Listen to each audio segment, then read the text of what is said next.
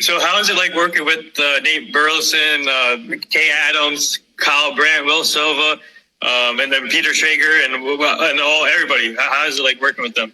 I mean, it's the best. Honestly, this show, it doesn't matter how you produce the show if you don't have great talent on the air. And our on-air hosts, we got so lucky that we got the best possible hosts you can imagine. And the chemistry between all of them is fantastic. Nate and I go back a long way, actually. So when I was interning in NFL Films, he was still playing for the Lions at the time. But NFL Films, every summer, they host an event called Broadcast Boot Camp, in which they bring in current and former players to train in broadcasting. And as an intern, one of my jobs was to host the groups of players that would come in for the week. And Nate was in my group. So that was back in 2012. And so we connected that week. They have like a little competition at the end. He ended up winning. And, I helped him out throughout the week. He gave me his number. He's like, stay in touch with me. I ended up actually interning for the Lions in their scouting department for a little bit too. And, so we reconnected up there in Detroit. And then about a week after I signed on to do Good Morning Football, he signed on to host. So we just keep crossing paths with each other. It's one of those things, like, no matter what we do, no matter where we go, we always end up coming back together. That's awesome. Before we go any further, I just want to give a shout out who joined the chat. His name is Global Kids Media. This kid is 13 years old. He does a great job interviewing a lot. He has interviewed a lot of people so far at 13 years old. And that's awesome. Yeah, so he just joined the chat, Global Kids Media, and he knows actually Nate Burleson knows about him. So yeah, but I just my first question here, So since you being a producer, what advice would you give like these young kids or young people who's trying to be in the same business as you? I would say do everything you can. Take every opportunity that you can when you get offered, no matter what it is, even if it's something you're not comfortable with, if it's something you've never done before, if it's a sport you've never covered before, just go do it. That's the only way you're going to get better. That's the only way you're going to get experience. And just try to learn as much as you can, listen as much as you can, my first couple of years working in the business, I didn't do a whole lot of talking. I did a lot more listening than I did talking. Yeah. I tried to soak up as much as I could from the people who had been around it and knew a lot more than I did.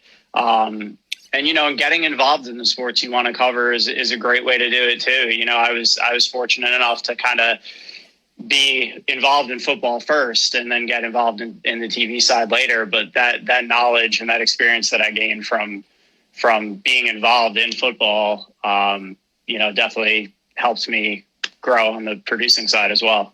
Right. So obviously yesterday was a big event for the NFL with the draft, the virtual draft, and it went smoothly. It went quickly and smoothly, which was good because everybody thought there was going to have glitches, but no, it went smoothly. So what are your thoughts on the draft yesterday? No, I was amazed at how well everything went off, especially, knowing all the technical difficulties we've had to deal with the show, including, we were supposed to have Joe Burrow on and we had technical, we couldn't get him in. We even tried to record an interview with him after and we couldn't do it. He was patient enough to sit around with us for an hour. So after dealing with all that stuff all week long, I was amazed at how well, they were able to pull everything off for the draft. It really was. So, obviously, there were some surprise picks in the draft this year. But do you think there was any like reaches in the draft in the first round? I was a little surprised that Henry Ruggs was the first receiver off the board. I think he's going to be a good player. I think he'll be. But I see him more as like a great complementary piece to a well-rounded number one receiver. I don't know, the Raiders don't really have that guy on their roster. So I was a little surprised he went off the board first over a guy like Jerry Jeudy. To me, is the most complete receiver in the draft and can do a little bit of everything. So I was surprised to see that. But I'm a big Dallas Cowboy fan, so I was so happy when CeeDee Lamb fell. First of all, were you surprised that he fell to us? I was a little bit surprised. Yeah, I had him as my number 2 receiver in this class. I had Jeudy number 1, Lamb number 2. So I expected him to be off the board absolutely within the top 15 picks. So No, that ended up working out great for you guys. And, I love the aggressive move. Receiver wasn't obviously, a primary need for the Cowboys, especially with the way that Gallup emerged last year. Mm-hmm. But to give Dak Prescott yet another weapon and one of that caliber alongside Amari and Gallup, I think, I think that's going to put him in a position to have a career year this year. Yeah, I'm really looking forward to this new offense with Mike McCarthy, man. I feel like with the new regime, kudos to the Cowboys for sticking to their board, because apparently they had CeeDee Lamb on their board, number one. So that I went ecstatic yesterday when it happened. So it was, but one of my friends said that he compared him to DeAndre Hopkins. Do you see that in the future? I absolutely do. Just his ability to make acrobatic catches and make catches in traffic. He plays bigger than his listed height, which is something DeAndre does as well. He plays like he's like 6'5", with the catch radius that he has and that ability to make contested catches. And surprisingly, too, the thing I love about him, he's not, he didn't time out well in the 40. He's not the fastest guy, but his ability once he gets the ball in his hands, his ability to make people miss and generate big plays after the catch was something that really jumped out at me. You watch like the Texas game from last year or Kansas State, just some of the big plays he's able to generate are just unbelievable. And yeah, so it's interesting. I'm looking forward to that. Were you surprised that the guy from TCU went before Justin Jefferson? I was a little bit surprised. I think, Jefferson's another guy I look at that's a complete, well-rounded receiver, whereas Rager is more of a, smaller speed threat. Although we're seeing, in response to what the Chiefs have been doing, teams are targeting these smaller, faster receivers now. It seems like ahead of the more well-rounded guys. So yeah, I guess that's going to be the way things are trending now for a little bit. But no, that was surprising to me. And I think there's still so many great receivers left on the board right now too. Yeah. Like I love T. Higgins from Clemson. I think he's going to be a steal for somebody in the second round. T. Higgins. Obviously he's like a tall, athletic receiver. I'm surprised speaking of head scratcher moves, Packers by getting Jordan Love at with their pick, I feel like they could have used another receiver for Aaron Rodgers. What was your take on that? Yeah, I was very surprised. I mean, I guess the feeling there is there are still so many quality receivers on the board. Maybe they can move up in the second round and grab one of them there. But it's easy to see what they like about Jordan Love. He's so physically gifted. You watch him and you see shades of Aaron Rodgers in his game, the way he's able to move out of the pocket, throw from different arm angles, and just make these ridiculous throws that you think he has no business even attempting. But he is a guy, I think it's the perfect landing spot for him because he has a lot of mental developing to do. Right. He's got to grow in that area of his game as far as reading defenses, things like that. So to go somewhere where he's going to get to sit back and learn and not having to worry about competing for a job right away, I think is an ideal spot for him and is going to allow him to make the most of his abilities at the next level. What do you think of a guy like Mims? Do you think he will go early in the second round tonight? Yeah, I expect him to come off the board pretty quickly. A guy with that type of physical ability. I'm not surprised that he fell to the second round because I think, he's got some things he needs to clean up about his game, but he is so physically gifted that I don't expect him to last for long. Right. So I was obviously my Cowboys Travis Frederick retired this year, so we have to replace the center now at some point in the draft. I really wanted CeCe Ruiz, but now he's gone to the Saints. But obviously these guards. The one surprise of the shifting of the guards was Andrew Thomas going at 4. I think that was the most surprising move by the Giants. I think they should have went with Wilkes or Tristan Wirfs. Tristan Wirfs, man, he's a monster. But what do you think of this offensive line class? Do you think there was a shift yesterday with that? Yeah, I think more offensive linemen went in the first round than I think people really anticipated. There was kind of a run on those offensive linemen early.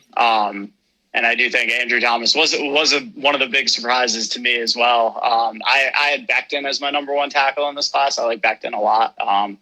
But, Thomas is going to be a solid, capable pro. I don't think he necessarily maybe has the ceiling of a Wirfs or a Becton, but I think what you're getting with him, and he's going to be a good pro.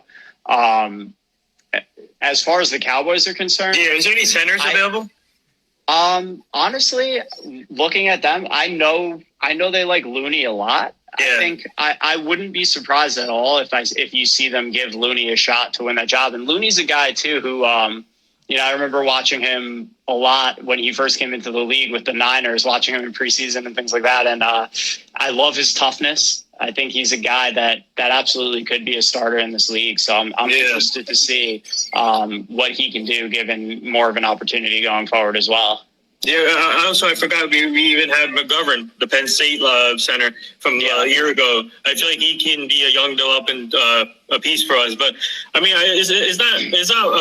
we can always get the offensive lineman in the draft. So I'm just hoping Jerry Jones. I mean, the Cowboys were known for offensive line, so they always like to get offensive line. But hopefully we can get one.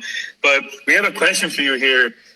From Global Kids Media, think the Lions could have taken Tua, traded him to Miami, still got their guy, and picked up another draft pick?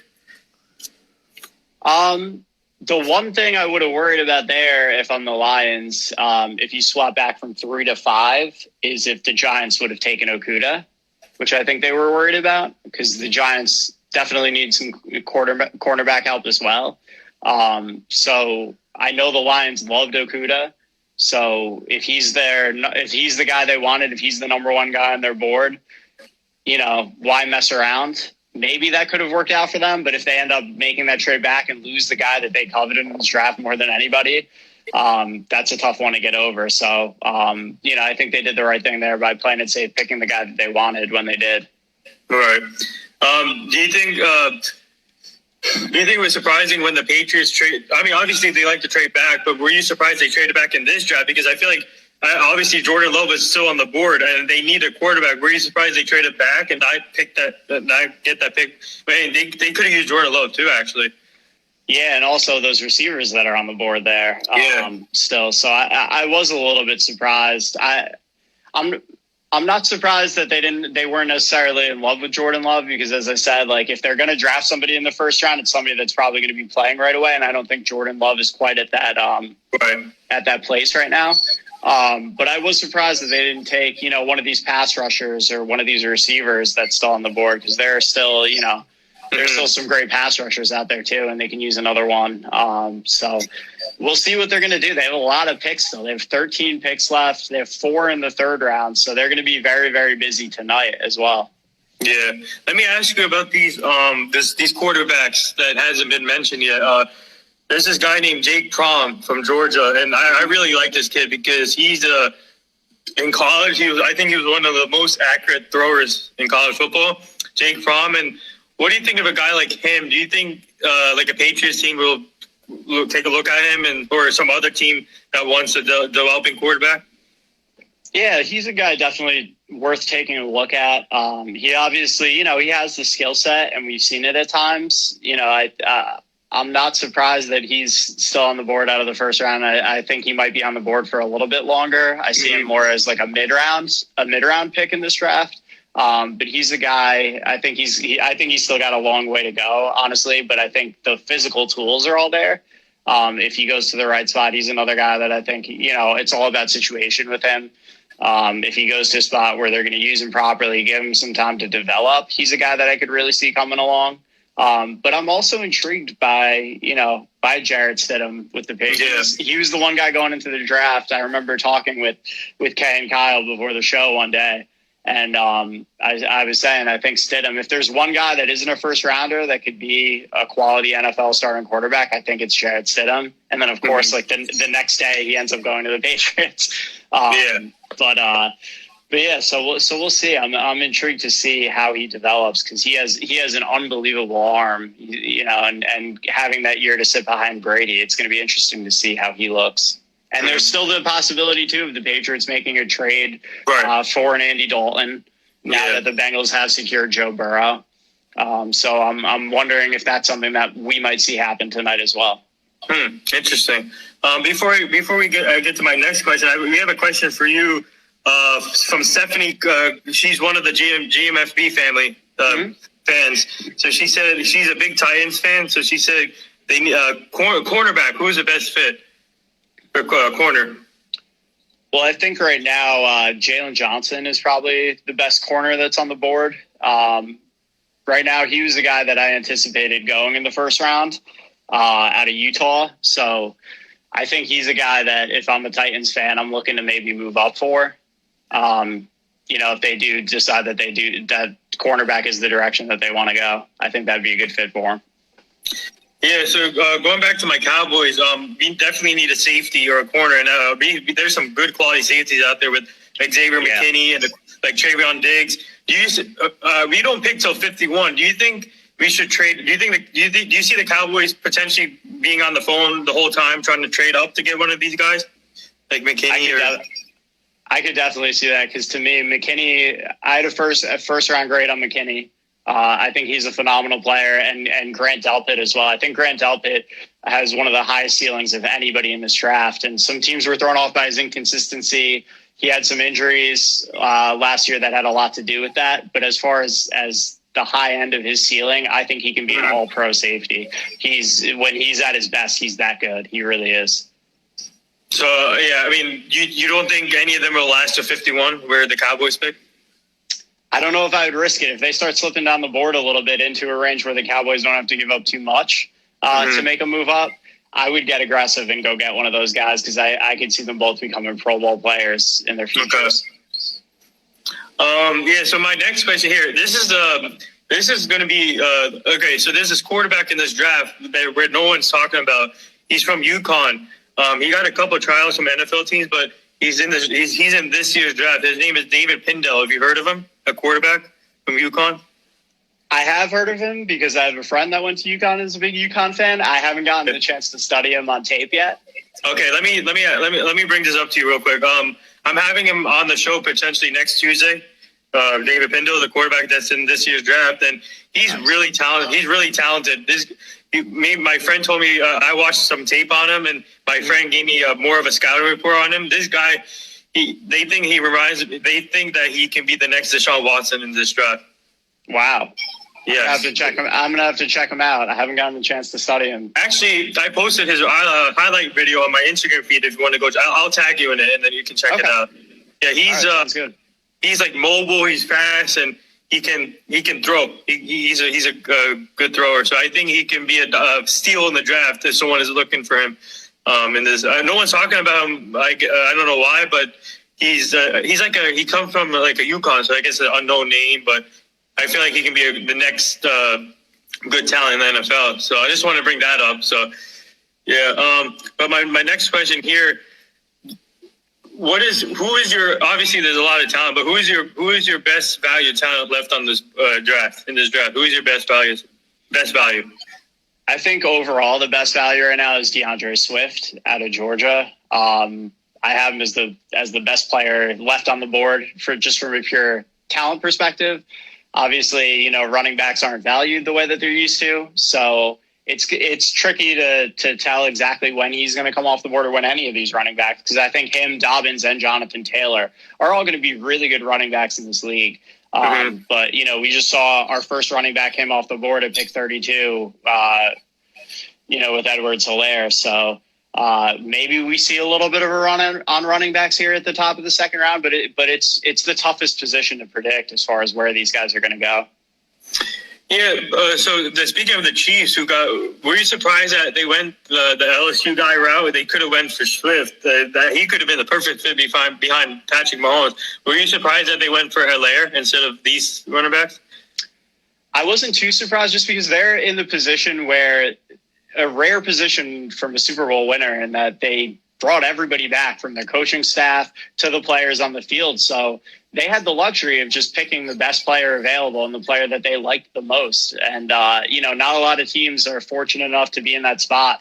And I heard Andy Reid and Brad Veach compare him to Brian Westbrook, which I really see in his game. Yeah, he's a dynamic player. He's explosive, and he's a much tougher runner than you would think for being the size that he is. I think adding him to that offense is just going to be ridiculous next year. It really is. Wow. Oof. Brian Westbrook, huh? Yeah. That's some high praise. Yeah. Wow. No, he's that good. Who is okay? Obviously, the tight end class is weak this year, but I looked at a couple of tight ends here, naming Coblet, I think his name is, or Covet or Komet. Yeah, Komet. Do you think he's an early second round pick or late second round or third round? I think it'll probably be like a mid-second rounder. I compare his game to like a Kyle Rudolph. He's a very big, reliable target. He can block. He's a red zone threat. You're getting a consistent effort out of him every single game, but he's not the explosive, big play, dynamic threat at tight end. He's not that Travis Kelce type, that George Kittle type. He's in that middle tier of tight ends, I think, but he'll be a solid pro for a long time. The guy that I think, I guess Kanye. Oh, okay. As crazy as he is, yeah. Yeah, for me, it's Biggie, Tupac, and then current is J. Cole, Drake, Kendrick Lamar, Meek Mill, Rick Ross. So, yeah. So, Nice. Favorite food? Favorite food?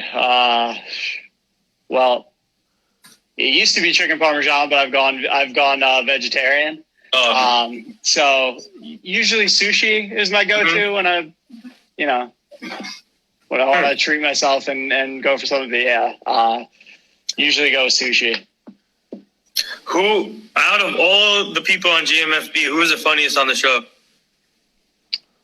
Oh, Kyle cracks me up. Kyle, without even trying, he always has his shtick prepared for the show, which is always hilarious. But even without trying, just, prepping the show with him, some of the stuff that he comes up with. And, he's just naturally one of the funniest people I've ever been around.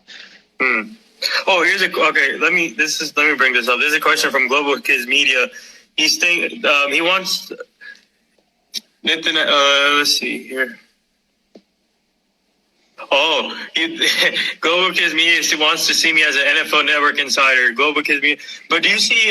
Can you see like a 13-year-old kid being the first sideline reporter in NFL or any sport?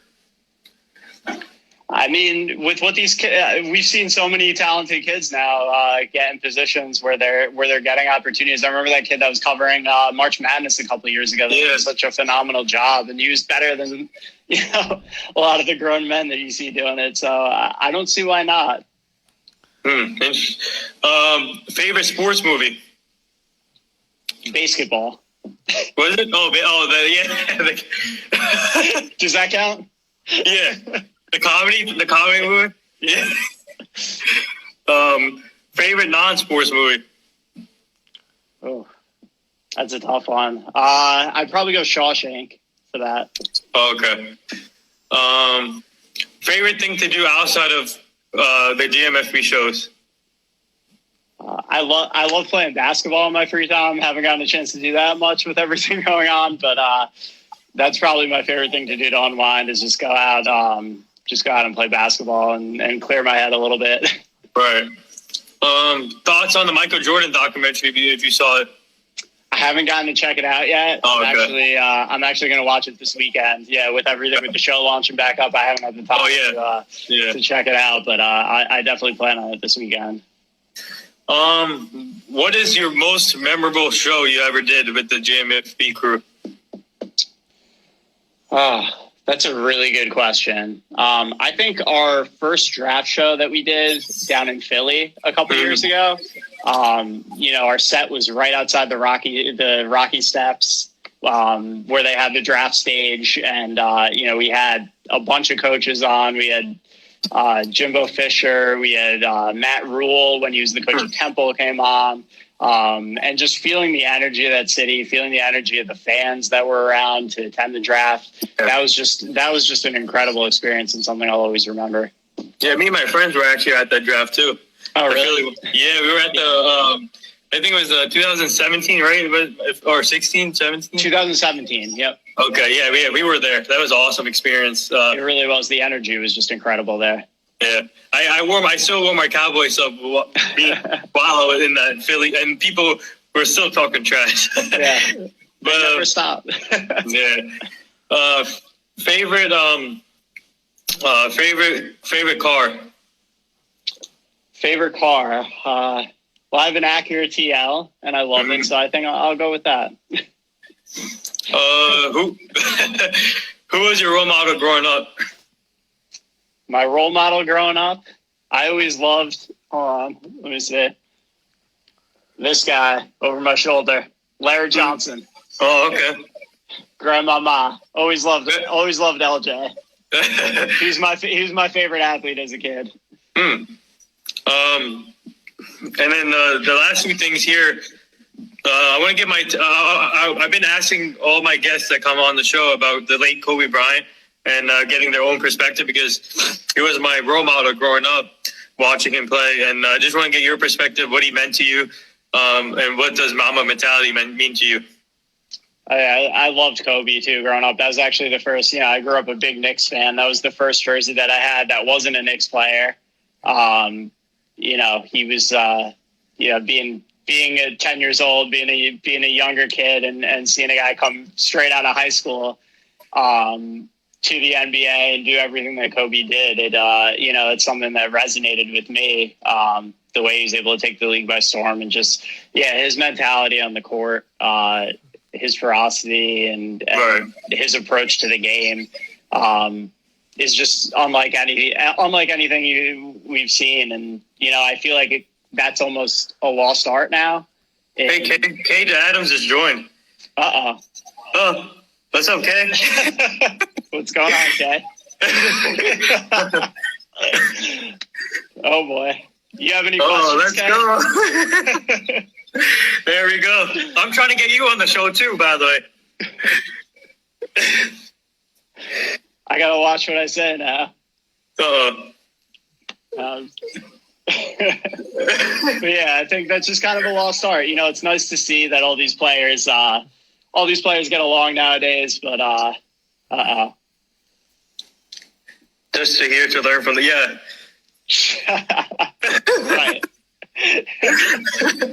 That's so funny. But yeah, as I was saying, just it's nice to see that all these players get along nowadays and they do the jersey swaps and stuff like that. But there was something awesome about Kobe in the way that he didn't have any friends when he was out on the court, and his main concern was just beating the crap out of whoever is on the other side. Yeah, especially the most devastating thing was all the people that were involved, and plus his daughter, the 13-year-old daughter, Gianna. She was destined to be at UConn, and that was her favorite school, and it's just devastating to see that her life was gone too. But we got to just keep the mama mentality going. So that's to keep that going. And my last thing here, would you like to say anything to all the frontline people? Yeah, I mean, it's been incredible what everybody on the front lines has been doing, to keep us all safe. I'm so appreciative. It takes a special type of person to go out there and willingly put yourself at risk every single day just to keep everybody else safe. So I'm absolutely grateful for that. Well said. So there he is, the great Matt Hamilton from GMFB, the producer of the show, and shout out to Kay Adams for joining and tuning in late. So everyone go follow them on Twitter, Instagram. They do a great job. Oh, hold on. There's a question from Kay here. Hamilton, what surprises you the most in round one? I think the biggest surprise to me was just seeing Jared Judy fall to 15, where he did. To me, he was the best receiver in this draft. He's immediately, I think, from day one when he steps on the field, the top 5 route runner in the league. I think he's that good. And to see him last for the Broncos at 15 was surprising. And I love what they're assembling there now with that offensive cast. You have one side, you have Cortland Sutton, and the other side, Jared Judy. That's insane. Yeah, it's going to be awesome. And Noah Fant, the way he was coming along at the end of the year, I think he's super talented as well. Drew Lock has no excuses now, so. Yeah, he's going to have to bring it. Yeah, but so I'll be posting this interview. Oh, here's another question. Is Drew Lock from Kay Adams said, is it Drew Lock on my fantasy team in 2020? I think he might have to be a late round flyer. I think we might have to do it. All right, we might have to keep this interview going because Kay's in here, so let's keep. This is awesome. Kate joined in late. But I just want to say thank you for coming on, and it's been awesome, and I love what you guys do. Just keep up the great work. If you don't mind, LOL. If you don't mind, yeah, I'm trying to get like them on the show, so if you can reach out to them also. Okay. Yeah, I appreciate you having me and taking the time out to talk to me. It's been great chatting with you. It really has been. Yeah. And I'm one of your guys' biggest fans, and along with GMFB, the crew, shout out to all of them. And I'll be posting this interview on all social media formats later on, so keep an eye on that. And I'll tag you in that David Tyndall video so you can watch highlights of him. Okay. Oh, and I gotta answer. My friend Steve just chimed in. Okay. Which receiver is still available is on the top of your board. To me, it's T. Higgins out of Clemson. Just with his size, his athleticism, he slipped a little bit because he didn't test as well at his pro day. But you watch his highlights, you put on the tape. He is such an incredible player. He's such a dynamic player. The catch radius is off the charts. He's super competitive. I think he's going to end up being one of the best receivers in this draft. I really do. Oh, okay, Adam. I think I sent you a DM about coming on the show. TY plus T, yeah. I could see T. Higgins going to the Colts, the second pick of the second round. To have Phillip Rivers throwing to those two. Mm-hmm. This is every time I end the show. This never happens. This is awesome. Actually, I like this. This is. Okay, let's see. Yeah, that could be a good fit for the Colts. Didn't